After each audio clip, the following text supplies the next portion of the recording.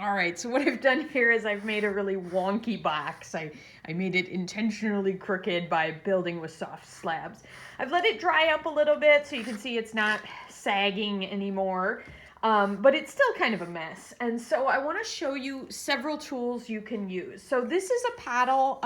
In the studio we have big ones. This just happens to be one I probably bought Seattle Battery Supply, apparently. It's just a piece of wood.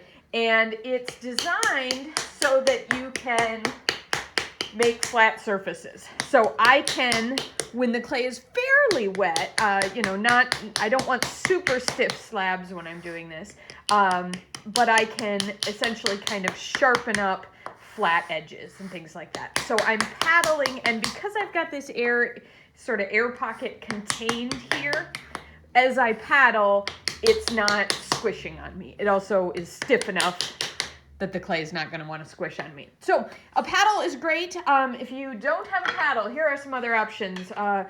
Rulers of the art world. A ruler works great. It's a piece of flat wood that you might conceivably have at home. A paint stir stick would also be good. A piece of wood that you found on the floor somewhere would be great. If you are having issues with it sticking, this is a Mud Tools paddle, same kind of deal. I usually don't use this one for flat pieces. I usually use it for some of my sculpture that has, I'm kind of working around a shape. But you can see it's doing the same sort of thing. This one they sell these socks with them. This is just a piece of cloth. You don't have to buy it. You can, a nylon works great if you happen to have one.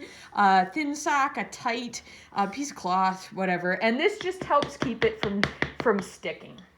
Other things you might have around, spoons like this tend to be a little bit better for rounded shapes, so you can paddle. I use, oops, fix that. I use this kind of paddle to make some round sculptural forms that I like to make for my work.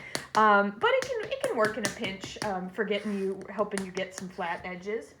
And of course, the one I know you have is the rib. This one doesn't give you quite as much leverage. Let's get a new edge here. But you can do the same sort of thing, just with kind of smaller hits on it. And you can work on flattening stuff. So that's my batch of paddles. Now let's switch over to the ribs. I've got a couple of ribs here. I lost my rib. Well, I was looking for a clean rib. Looks like I only got dirty ribs. All right. It's nice if you have a wet towel nearby while you're working, because you can quickly clean off the rib.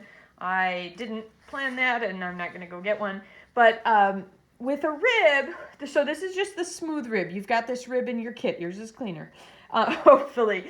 I'm not going to hold it like this. I'm going to flatten it against the clay. So I'm dragging and smoothing this. And this rib can pretty quickly compress the clay, press the clay, smush the clay, whatever you want to call it. I can come up, I'm used to this spinning without the canvas underneath. Here we go. My table's a mess. Sorry. But I can come up the corner here. Let's see if you can still see that. And you see that I'm kind of pressing some of that clay. I'm eventually going to have to probably cut that off. But I can sharpen up that edge. You can also use the flat edge of this rib. Mine's dirty, but you can use the flat edge of this rib for the same sort of thing. Rib like this is nice if you've got overhang as well, because I kind of squished my corners here. I've got a little bit of edge that's a bit on the messy side. Corners are also going to tend to be wetter when you join them because you've added that slip. And so I've got a little sagging, a little wetness here.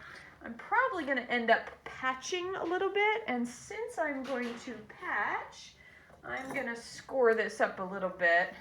It's pretty soft, so I'm going to skip the slip right now because my clay is so wet.